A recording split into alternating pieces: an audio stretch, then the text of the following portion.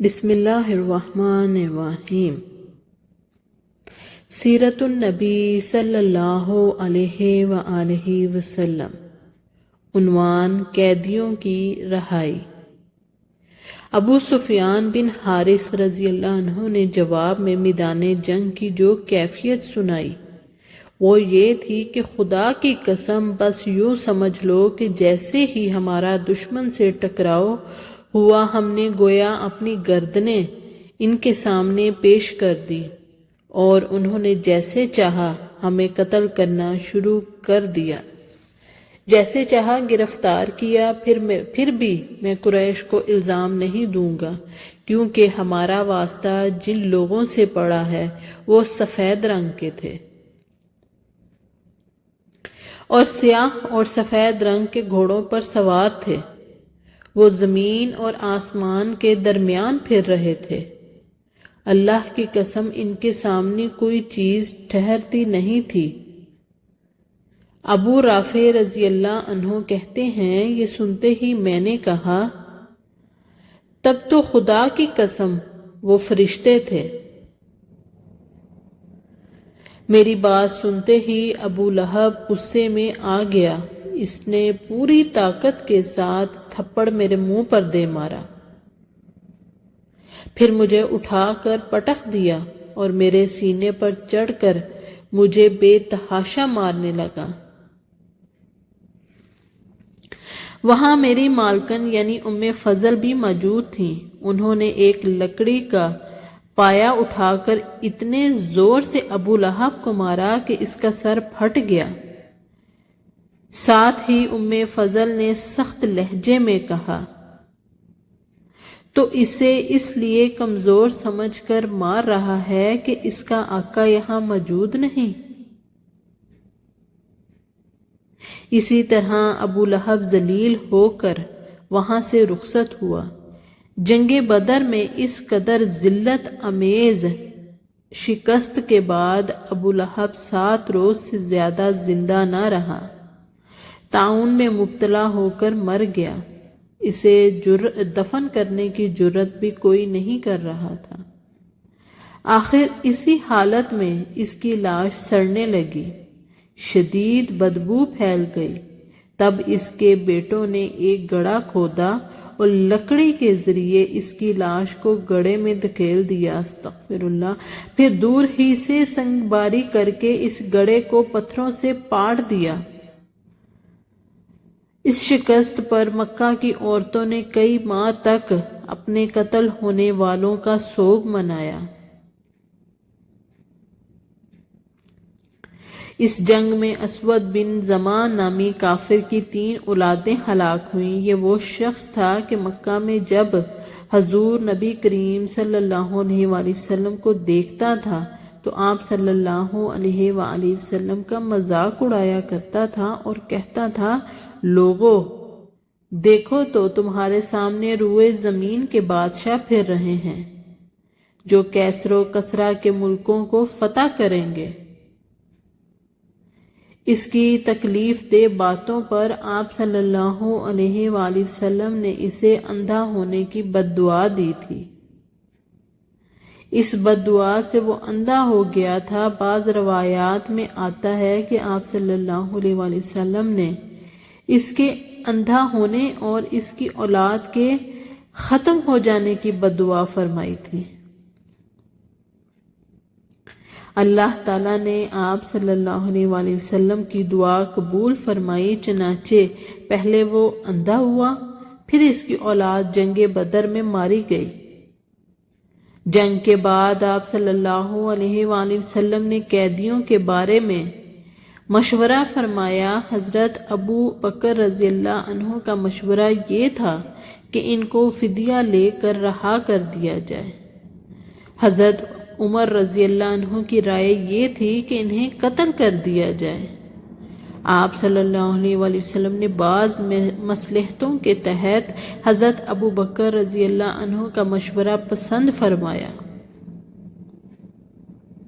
اور ان لوگوں کی جان بخشی کر دی، ان سے فدیہ لے کر انہیں رہا کر دیا تاہم اس سلسلے میں اللہ تعالیٰ نے حضرت عمر رضی اللہ عنہ کی رائے کو پسند کرتے ہوئے سورہ انفال کی آیت 67 تا 70 نازل فرمائی۔ اس آیت میں اللہ تعالیٰ نے واضح کیا کہ ان قیدیوں کو قتل کیا جانا چاہیے۔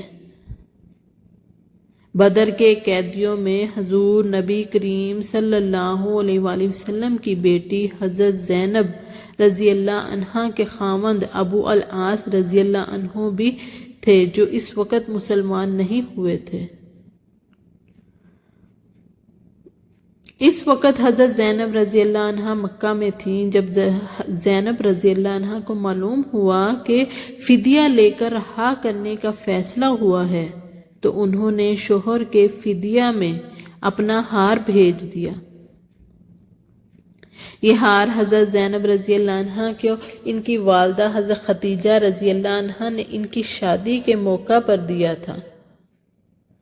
فدیے میں یہ ہار ابو العاص رضی اللہ عنہ کا بھائی لے کر آیا تھا۔ اس نے ہار حضور صلی اللہ علیہ وآلہ وسلم کی خدمت میں پیش کیا۔ ہار کو دیکھ کر حضرت صلی اللہ علیہ وآلہ وسلم کی آنکھوں میں آنسو آ گئے۔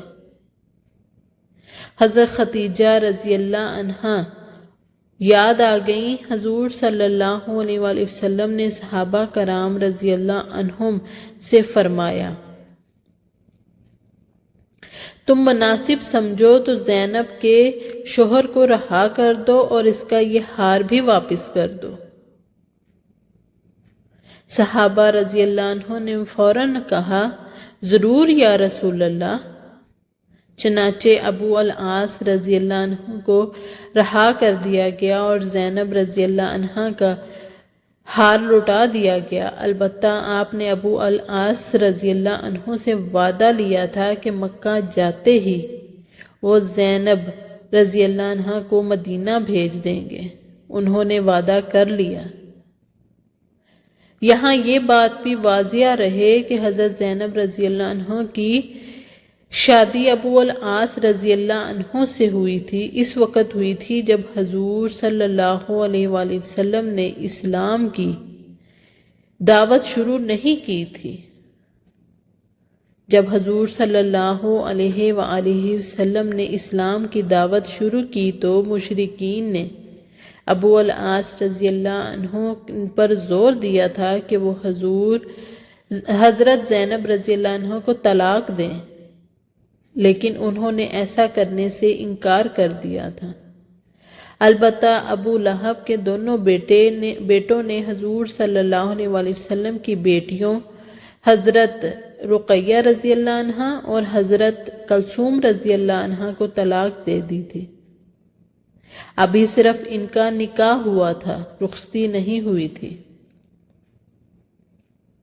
جب نبی کریم صلی اللہ علیہ وآلہ وسلم کو معلوم ہوا تھا کہ ابو العاص رضی اللہ عنہ نے مشرکوں کا مطالبہ ماننے سے انکار کر دیا ہے تو حضور اکرم صلی اللہ علیہ وآلہ وسلم نے ان کے حق میں دعا فرمائی تھی۔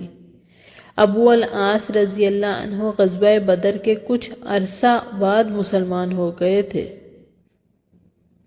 حضرت زینب رضی اللہ عنہ کو لانے کے لیے مدینہ منورہ سے حضرت زید بن حارثہ رضی اللہ عنہ کے بھیجا گیا۔ ابو العاص رضی اللہ عنہ نے وعدہ کے مطابق انہیں ان کے ساتھ بھیج دیا۔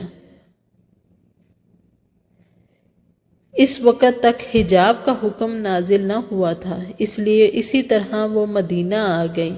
راستے میں کافروں نے رکاوٹ بننے کی کوشش کی تھی، لیکن ابو العاص کے بھائی نے ان کے راستے میں آ گئے اور مشرک کو نکام کرتے رہے۔